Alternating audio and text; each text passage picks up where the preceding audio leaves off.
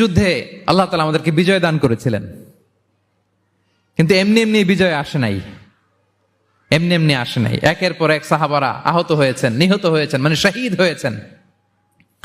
এবং যুদ্ধের এক পর্যায়ে এমন হয়েছে, খাবারের অভাবে, পানির অভাবে সাহাবারা ছটফট করছিলেন, এক ফোঁটা পানি নাই, রুহু বেরোয় যায়, পানি পানি বলে চিৎকার করছেন।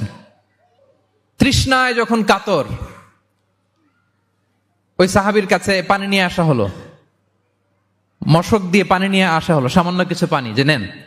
তো উনি যখন পানি খাবেন, দেখতে পেলেন যে পাশে আরেক ভাই চিৎকার করে পানি পানি, এক ফোঁটা পানি দাও, চিৎকার করছে।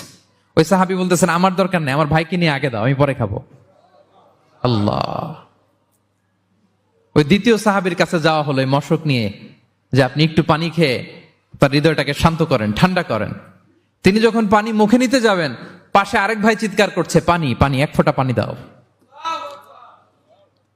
ওই সাহাবী বললেন, আমাকে না, আমার ভাইকে দাও, আমার আগে আমার ভাইকে দাও। ওই সাহাবার কাছে নিয়ে যাওয়া হলো যে আপনি আগে খান। ওই সাহাবীর কাছে পানির মশক নিয়ে যেতে যেতেই উনি শহীদ হয়ে গেলেন। আবার মশক